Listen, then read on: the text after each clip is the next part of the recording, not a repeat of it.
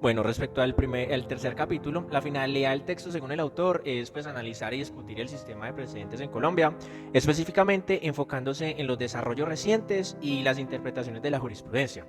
El autor también busca examinar la importancia del precedente horizontal y vertical, así como pues la reconstrucción de la doctrina probable en la jurisprudencia colombiana. Asimismo, el autor busca destacar la importancia de la seguridad jurídica y la coherencia en la interpretación y también en la aplicación de la ley a través pues, del respecto precedente. Se argumenta que el precedente horizontal y vertical son fundamentales para garantizar la uniformidad en la interpretación de la Constitución y en nuestra jurisdicción ordinaria. Además, el autor busca analizar como esa reinterpretación de la doctrina probable y su adaptación a los principios constitucionales vigentes, como la igualdad de trato y la necesidad de la fundamentación de las decisiones judiciales. También se discute la carga argumentativa impuesta a los jueces al apartarse pues, de esa doctrina probable. Asimismo, se plantea pues, la necesidad de justificar adecuadamente cualquier cambio jurisprudencial. Finalmente, pues el texto también busca examinar unas polémicas y unas propuestas de unas reformas en el sistema de precedentes, pues aquí en Colombia. Aquí pues también se cuestiona la utilidad y los contornos precisos pues, del sistema judicial. También se plantean preguntas sobre la utilidad y los límites del sistema de aquellos precedentes, así como la necesidad de un tratamiento unificado de la jurisprudencia nacional. Bueno, para hacer como un resumen de este texto y pues de la finalidad, es analizar y discutir el sistema de precedentes en Colombia. Se destaca la importancia del respeto pues, del precedente, la reinterpretación de la doctrina probable y las polémicas y propuestas que reforman el sistema de los precedentes. Bueno, continuando con el capítulo tercero, los argumentos del autor. En primera instancia, tenemos que la reconstrucción de la doctrina probable en la jurisprudencia colombiana ha permitido modernizar su sentido y adaptarlo a los principios constitucionales vigentes, como la garantía de igualdad de trato y la necesidad de fundamentación de las decisiones judiciales. El segundo argumento es la obligatoriedad del precedente horizontal y vertical, y pues de que eso es fundamental para garantizar la seguridad jurídica y la coherencia en la interpretación y aplicación de la ley. Esto evita pues, la arbitrariedad en las decisiones judiciales y contribuye a la confianza en el sistema judicial. El tercer argumento es de que la carga de argumentación impuesta a los jueces al apartarse pues, de la doctrina probable busca asegurar que existan razones suficientes y razonables para justificar el cambio jurisprudencial. Esto pues, fortalece la fundamentación de las decisiones judiciales y evita cambios ocultos como en la jurisprudencia. Como cuarto argumento, se tiene que la importancia del precedente radica en el papel para mantener esa estabilidad y esa previsibilidad en el sistema jurídico, permitiendo a los ciudadanos y operadores jurídicos tener pues una certeza sobre cómo se interpretará y se aplicará la ley en unos casos futuros. Como quinto argumento, se tiene que la reconstrucción de la doctrina probable ha generado polémicas y pues propuestas de reforma en el sistema de precedentes aquí en Colombia, cuestionando pues su utilidad y pues los contornos precisos de nuestro sistema judicial. Para concluir este capítulo tercero del derecho a los jueces, el texto muestra que la reconstrucción de la doctrina probable en la jurisprudencia colombiana ha sido un avance significativo para adaptar esta a los principios constitucionales y garantizar así la coherencia y también la seguridad jurídica en el sistema judicial. La carga de argumentación impuesta a los jueces y a los altos tribunales al apartarse de la doctrina probable busca asegurar que existan razones suficientes y razonables para justificar el cambio jurisprudencial. Sin embargo, esta reconstrucción también ha generado debates y propuestas de reforma en el sistema de precedentes, cuestionando así su utilidad y los contornos precisos de este sistema.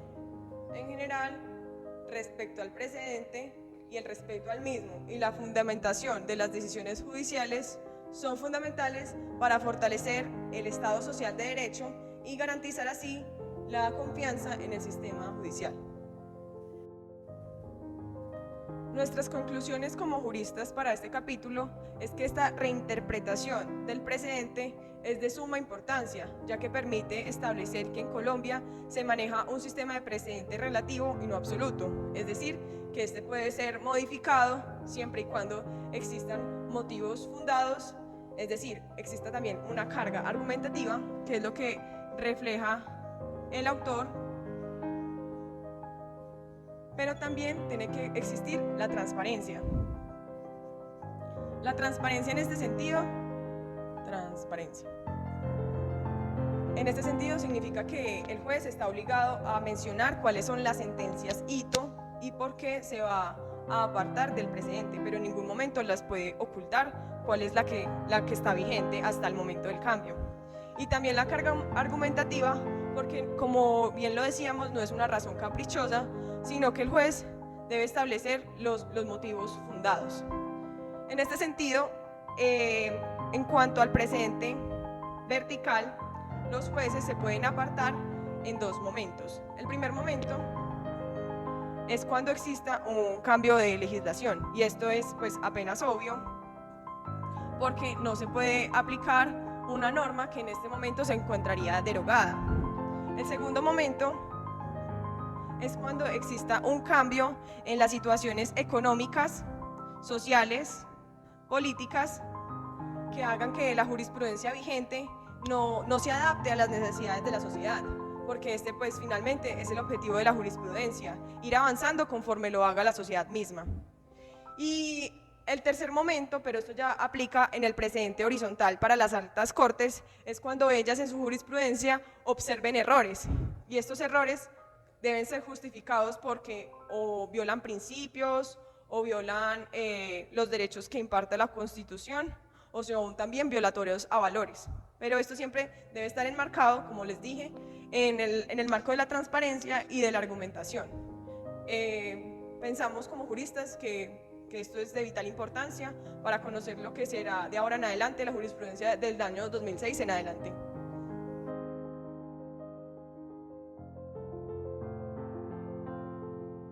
La finalidad del capítulo 4 del texto leído es analizar las formas como la jurisprudencia es usada por cada una de las altas cortes, las cuales exhiben prácticas institucionales muy marcadas. Por ejemplo, la Corte Suprema de Justicia y el Consejo de Estado utilizan jurisprudencia indicativa. Por su parte, la Corte Constitucional utiliza la doctrina del precedente vinculante. Pero ¿qué es el precedente y qué es la jurisprudencia indicativa? Entonces, el autor nos enseña que la doctrina del precedente vinculante se establece que la decisión adoptada con anterioridad dentro de un cierto patrón fáctico tiene una fuerza gravitacional prima facie sobre un caso nuevo análogo. Se destaca que el cambio de decisión debe ser excepcional y basado en motivos suficientemente razonables. Por su parte, la jurisprudencia indicativa tiende a centrarse en la definición de conceptos jurídicos y no analogía fáctica.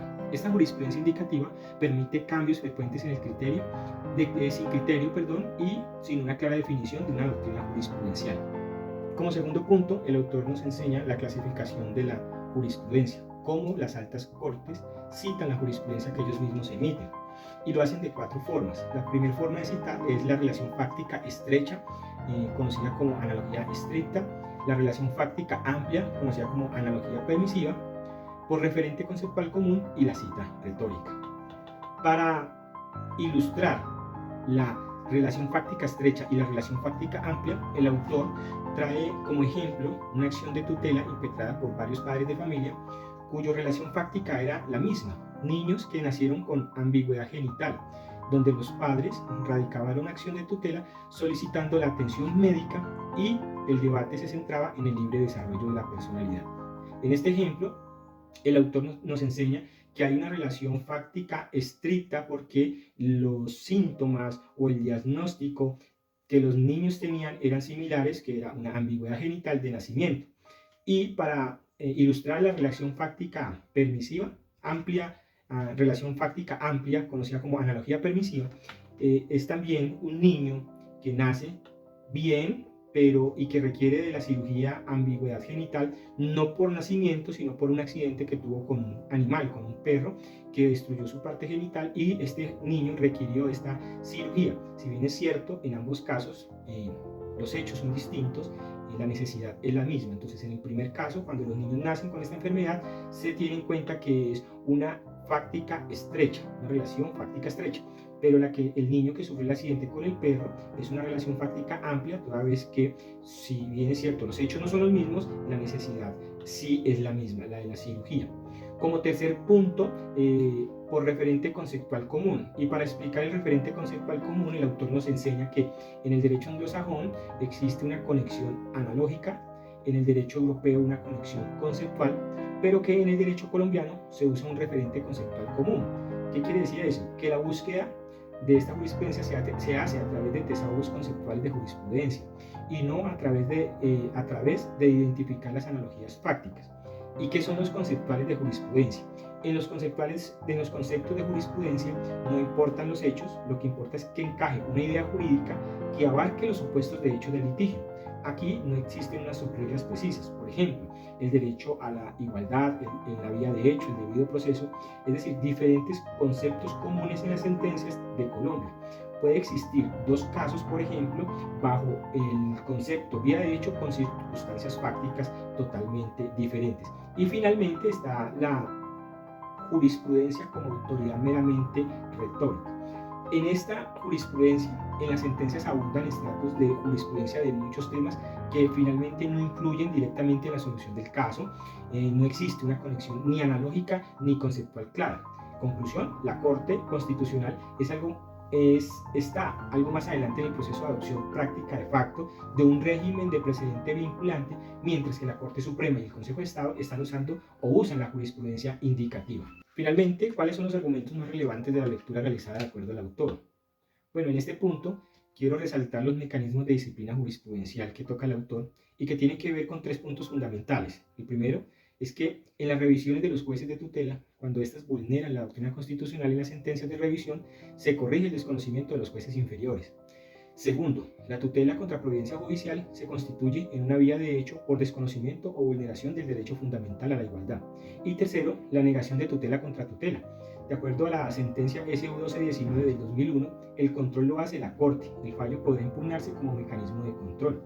Adicionalmente, esa disciplina jurisprudencial, el autor nos trae que la Corte desarrolló en el año 2000 y el 2001 la doctrina del derecho viviente y que tiene que ver que la interpretación se ajuste a la dinámica social del momento histórico. Sirve como control de constitucionalidad frente a interpretaciones abiertas contrarias a la Constitución política y ha determinado las líneas jurisprudenciales a partir del 2001. En este momento les indico que se destacaron tres puntos importantes frente a esto del derecho viviente. Y lo primero es que la norma puede ser textualmente inconstitucional. La norma, segundo punto, puede tener una interpretación real y efectiva que pugne contra el texto constitucional. Y tercero, que no puede generarse una exequibilidad sobre un supuesto de posible interpretación de la misma. Las conclusiones del texto son de gran utilidad para el abogado que busca estar actualizado a la hora de argumentar o poner en conocimiento sus puntos de vista. Y es que hay que recordar que en el mundo entero, no solo en Colombia, se han visto afectados por el dinamismo del derecho y su forma de fallar. Y como es costumbre en Colombia, hemos tomado los modelos de otros países, aunque un poco tarde a la hora de educar el sistema judicial en la búsqueda de la verdad para así alejarnos del encasillamiento conceptual perpetuo que en últimas no nos deja avanzar y pensar más allá de lo ya escrito. Tampoco nos permite alejarnos de nuestras propias líneas jurisprudenciales en las Cortes y restringe la cooperación interinstitucional, y todo esto se ve reflejado cuando se nos presenta un caso difícil. Y es que la síntesis del texto nos remonta a la época donde a la hora de fallar sí o sí se tenía que tener un precedente o algo muy similar. No era muy recomendado hacer una analogía del caso y apartarse de los precedentes o de los conceptos de las otras jurisprudencias. Y más aún cuando las cortes, al estar divididas en ramas, era muy poca la correlación entre estas decisiones. Más bien la citación de otras cortes era poca, lo que dificultaba esta búsqueda de la verdad, porque lo que diferencia a las grandes cortes es su especialidad, siendo cada una de estas expertas en su materia. En este sentido de las cosas, parece ser que las altas cortes olvidan la sistematicidad del derecho. Más adelante nos damos cuenta de la importancia de que las cortes analicen los casos concretos y novedosos con más analogía que conceptual, porque la parte conceptual es una forma de encasillamiento. Es como tratar de encajar un cuadrado en un círculo y no puede hacer efectiva la progresividad del derecho, lo que termina afectando más adelante la evolución de las normas. Ya para finalizar, Hay una capita muy interesante que debe ser tenida en cuenta por todas las partes del proceso y está relacionada con la tutela. Se habla de no tutelar una sentencia de tutela cuando ésta es desfavorable a las partes, pero sí es viable una tutela para la protección de los derechos fundamentales y constitucionales cuando el juez a la hora de fallar ha caído el error de hecho. Esto quiere decir que las ramas del derecho, sin importar su especialidad, no son totalmente dominantes cuando se habla de jurisprudencia de las altas cortes. Es decir, se puede evidenciar como los jueces menores no acatan las decisiones superiores y constantemente caen en la vía de hecho. Y no solo se vulneran los derechos de los gobernados, sino que entorpece el sistema judicial al agrandar su carga laboral de estudio y de decisión.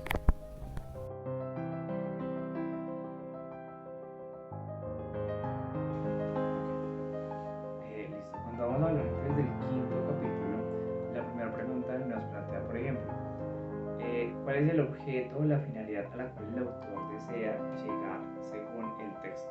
En esta parte entonces es importante que nosotros lo abordemos desde una óptica muy exacta según lo que dice el autor, y es directamente cuando hablamos, por ejemplo, que la incrementalidad del derecho jurisprudencial determinada por la resolución de ciertos problemas jurídicos se tiene que tener en cuenta según caso a caso, y que de esta forma entonces generalmente tiene una tendencia a ser desestructurada, a tener algo así como una deconstrucción del mismo tema, en donde a veces puede resultar hasta caótica la misma si no se sabe estructurar de una forma adecuada. Por eso la importancia de saber, por ejemplo, las técnicas de análisis jurisprudencial que se tienen en la misma. Hay que tener en cuenta que, por ejemplo, cuando nosotros vamos a realizar un estudio adecuado y competente, además estructurado para ciertas sentencias, y también realizar un análisis jurisprudencial, es necesario que la lectura de sentencias individuales no sean, por ejemplo, sin sentido o de orientación o de agrupación, porque esto puede llevar al analista a una dispensión radical directamente del tema al cual se está abordando, con lo que pues consecuentemente una incomprensión totalmente de los mensajes normativos emanados precisamente del derecho judicial.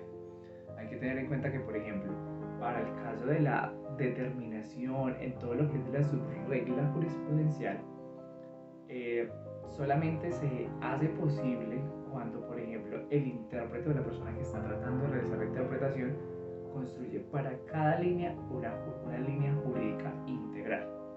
Es decir, una narración estructurada de cada proceso o cada línea jurisprudencial que está leyendo para poder obtener una comprensión más a fondo de la misma. Tener en cuenta que, por ejemplo, que dentro de las mismas interrelaciones que se hacen en una misma línea y que de los diferentes pronunciamientos judiciales relevantes que tiene la misma se tienen que analizar por separado pero en la misma línea. Ahí es cuando, por ejemplo, surgen los problemas que generalmente esta exigencia plantea, los cuales son varios. Dentro del primero encontramos, por ejemplo, que es necesario acotar lo que es un patrón fáctico concreto, es decir, con el correlativo conflicto de intereses y el derecho, el cual pues que les sea propio, ¿verdad? Que la jurisprudencia ha venido definiendo como lo que nosotros consideramos un escenario constitucional relevante, es decir, todas aquellas sentencias relevantes o fallos judiciales que consideramos relevantes, hay que empezar a identificarlos y a señalarlos para que de esta forma todo quede estructurado. El segundo es muy importante porque nos ayuda, por ejemplo, a lo que es a identificar las sentencias más relevantes que nosotros tenemos en este caso.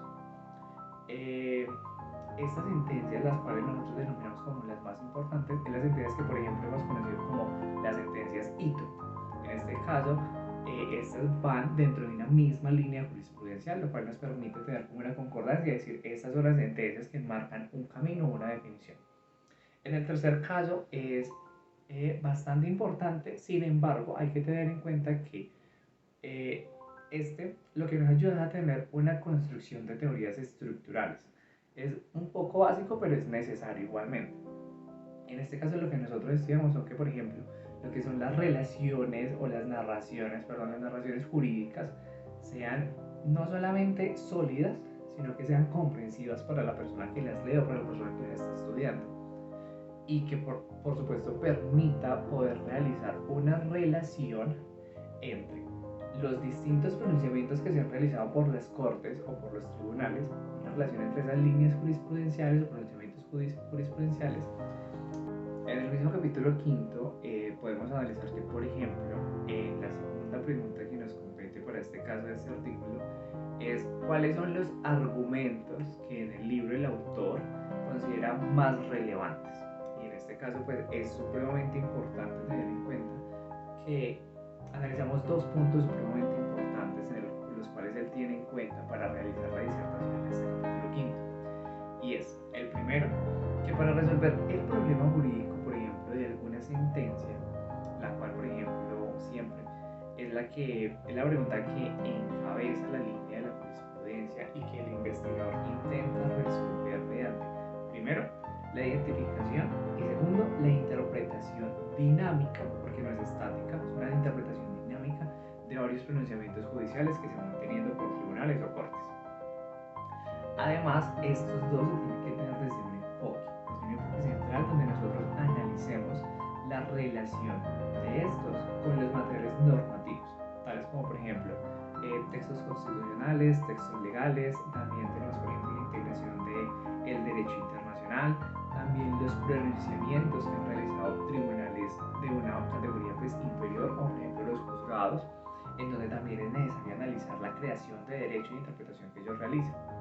Entonces, por eso en este caso, él analiza que es importante enfatizar que la utilización de la técnica de la línea jurisprudencial, como él lo analiza más adelante, en donde nosotros realizamos lo que es la identificación de la ratio decidendi, del fallo pues con el fundamento en los hechos materiales de la sentencia, muestren lo que realmente es la importancia de esa diferencia. Es decir, con respecto a la mayoría, usualmente se realiza una conceptualización, como se analiza por ejemplo en la jurisprudencia de Colombia. Entonces lo que se trata es de que, por ejemplo, se realice esa individualización de cada caso en concreto, donde se pueda categorizar no solamente los fallos, sino también los argumentos que se tienen en cuenta, para que el investigador pueda resolver cuál es la problemática o realmente el objeto a resolver. De ahí es que partimos de que es la importancia en que el problema jurídico, es decir, la pregunta, sea realmente concreta y se esté realmente analizando qué es lo propuesto, qué es lo que realmente legisla el judicial, es lo que va a resolver con la sentencia. Ese como primero. Y otro argumento muy relevante que él tiene es cuando habla de las sentencias dominantes. Cuando él habla de las sentencias dominantes, dice que se tratan de aquellas sentencias, según lo analiza él, que contienen criterios vigentes y, por decirlo así, dominantes. Sí, no solamente son vigentes, sino que son dominantes, sino como cierta fuerza o relevancia que vislumbran un nuevo camino en lo que sería directamente el análisis jurisprudencial, ¿cierto? En este caso, estas sentencias dominantes son las cuales por el medio de la Corte Constitucional resuelve un conflicto de intereses dentro de determinados escenarios constitucionales que se les proponen a ellos. Hay que tener en cuenta que, por ejemplo, en la jurisprudencia colombiana, agregándonos más a nuestro territorio, es un poco infrecuente hoy en día que se encuentren, por ejemplo, lo que son las dominantes, lo que son las sentencias fundadoras de línea, a veces también frecuentes que se encuentran. En cambio, una sentencia dominante puede darse en cualquiera de otras formas existentes de sentencia I. Por ejemplo, puede tratarse de una sentencia conciliadora. También podemos encontrar lo que son, por ejemplo, las sentencias que realizan modificaciones, alteraciones, avances también, porque estas lo que se realizan son sentencias modificadoras, las cuales permiten realizar una contravención, realizan también una modificación a lo que se tiene plenamente estructurado. O simplemente tenemos también lo que son las sentencias reconceptualizadoras de la línea, es decir, que toman la línea que ya teníamos estructurada anteriormente en la parte que hablamos ahora y lo que realizan es reconceptualizar, porque como estábamos hablando ahora, realmente estas líneas no son estáticas, estas líneas lo que tienen es un cambio dinámico que van evolucionando según las mismas dinámicas sociales, y por eso el derecho está en constante evolución día tras día.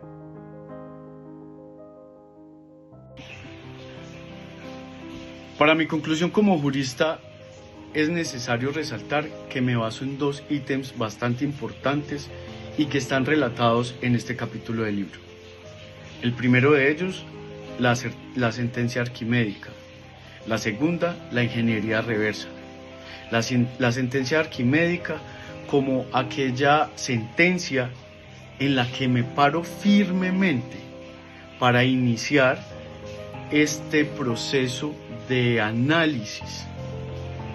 La segunda, ingeniería reversa, como esta técnica que se puede utilizar para interpretar varias sentencias planteadas por la jurisprudencia y que me pueden ayudar a mí a resolver un caso concreto. Esto es demasiado útil para cualquier abogado, ya que le permite tener la posibilidad de hacer una interpretación acertada y tener un punto de partida mucho más claro al momento de argumentar o incluso de interpretar las sentencias. Como conclusión argumentativa por parte del autor, podemos observar que hace mucha referencia a la importancia de las líneas jurisprudenciales como un mecanismo que permita darle un orden más lógico a las ideas planteadas por la jurisprudencia. Él lo denomina que es un proceso cuasi científico y esto se puede deducir por cada una de las técnicas que él plantea que pueden ser utilizadas en el momento de crear estas líneas jurisprudenciales.